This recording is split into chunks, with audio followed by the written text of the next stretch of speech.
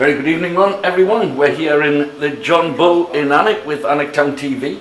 We do try to bring you to the most exotic locations within the town, and tonight is absolutely no exception. If you're wondering why we're doing it in the John Bull, yes, we are coming down to have a pint, but in the last couple of weeks down up at Alnwick Town Football Club, the letter draw a couple of weeks ago was over £3,000, and it got us thinking, how did this all begin? I went on the internet and tried to find out some information. The only bit I could find was a piece in the Northumberland Gazette from 2016. So I'm very pleased we're joined by Ken Liddle. Ken, thanks so much for coming out and joining us tonight. Right. And like I say, we're talking all things letter draw. So how did you get involved? When did you get involved? And why did you get involved? Well, I was born in Durham, and at the time I was a Sunderland supporter, probably still am, but I can only name half the team. And we used to visit our mothers at Hetley Hall, and after that we used to go to a local pub or club with friends.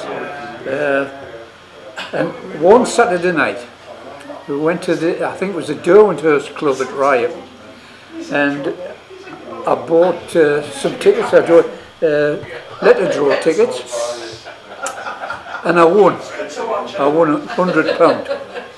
The next morning there was a meeting at the Black Swan, a darts meeting. Down Narrogate?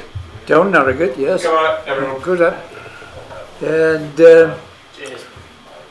I told the lads about this draw. And I warned them, I said, mind it'll be successful. I says, it can't be anything else. And it might interfere with other clubs' efforts to make money by draws and whatever. But anyway, it was agreed at that meeting that we'll start.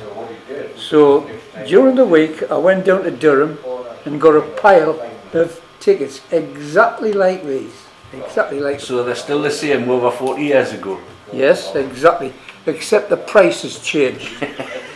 The top line, any 3 from 3 was 5 pence, any 3 from 4 was 20 pence, and any 3 from 5 was 50 pence. So the whole card was 75 pence. And I see here it's £3.50. But nevertheless, the draw went on and on until eventually we were paying out well over £1,200 and to charity. You can imagine that oh, by the way, the first week I crossed out Derwenthurst Club and put Black Swan Darts Club, and I wrote it on. And I think we sold about £30 worth of tickets. And the first draw, we checked the tickets 10 times until we found a winner. And I think we paid 21, just over £21 out. This grew and grew until, as I say, it was 1,200 and more. Now then, what it needed then was organisation. Especially nearing the height of the draw, so to speak.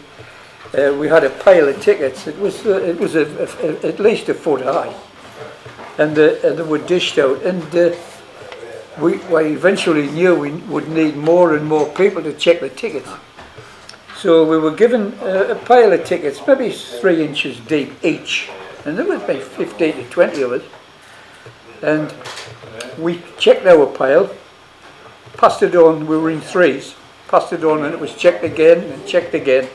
So every ticket was checked 3 times. That's what we did at the football club a couple of weeks ago when it was £3,000. So it still works the same way we did. Oh yes, well, I can imagine that it worked. Mind what we had to stop doing. I firmly believe that where there's money involved, there's a potential fiddle. So, yeah, and it's not a violin either. So we stopped people or anybody going to the toilet just in case they made a ticket out and slipped it into their pipe.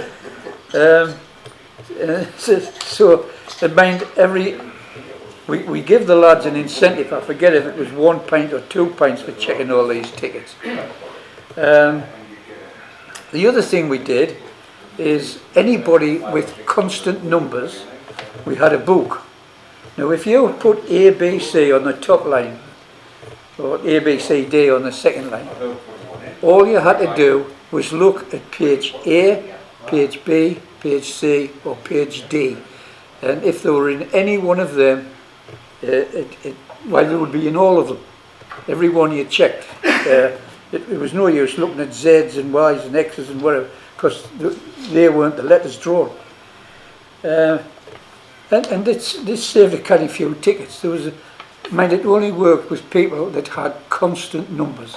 If you had constant numbers, kept the same ones week by week by week by that's week right. by week. And some people had 6 numbers on, any 3 from 6. So you say, Christ, how do you calculate that? But anyway, it's 6 times 5 times 4 divided by 1 times 2 times 3, and it comes to 10. 10 fives is 50 pence, and that's what we charged. Well, no, it was more for 6. I think it was about 20. It might have been £1. I'm not quite sure. I haven't done the maths for a long time. We gave a lot of money to charity, wheelchairs, things to the hospital that they wanted. One of our favourite venues was an old people's home just outside Warkworth. I think it was Jew's old house.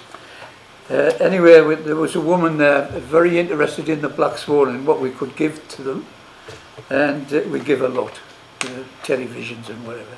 I think they had a television in every room. But we were pleased to do it, of course, pleased to do it. And I think that's about the end of it. Well, you see, we started at the Black Swan. Did you then move on with it when it came up here to the John Bull? No. Who took over from you? Probably Jeff Smart. Right. I'm not sure about that. It could have been Davy Earl. I think David became chairman of the Black Swan Darts Club after I left, because I started playing bowls at Alnwick, and once I started playing bowls, I forgot about playing darts. A little bit. I still enjoy a game of darts, always did. And that was the reason that the Black Swan closed. Right. Aye. Funny enough, I was wanting the darts lads to buy the pub. They wanted £40,000 for the pub. But that was the rumour. And I was wanting them to buy it, and there was plenty of us to give, maybe so much, and and Jane Smart, who was the landlady at the time, said, well, if you give me the flat upstairs, I'll run the bar free, for no wages, just for the flat, which was a hell of a deal, really. Not like that. And anyway, that didn't happen. It then became the Hairy Lemon. And lest we forget. Yeah, and now it's the Black Swan. Black Swan again. Yeah. So how does it make you feel now when you first started that? I don't know what year it was when you started. It was in 1977. 1977. Yeah. How does it make you feel now from starting that in 1977, when it's gone from the Black Swan, it's been up here to the John Bull, and now it's helping out Alnwick Town Football Club, Alnwick Town Ladies, and just as importantly, if not more, the Alnwick Town Juniors. So everything that you implemented in 1977, it's still doing so much good for the town. Well, yeah, it's nice to know. Aye. I mean, it was rather surprising to learn. After 47 years, somebody wanted to know how the draw started in 1977. 47 years ago. Well, that's a little bit of a surprise. But personally, yeah, every time I look in the paper shop and see the numbers, I thought, yeah, it's still growing there, still growing, and I'm quite happy. And what you implemented, you did really well, and like I say, it's still going strong. And while we're live, Ken, just before I do say thank you, Tickets still available for the Alnwick Town draw. Like I've mentioned, we know where the money goes. And I also mentioned just a couple of weeks ago there was £3,000 one, and tickets available from the club. Are they available here in the John Bull? Yes, this is a pile here. They're here available in the John Bull.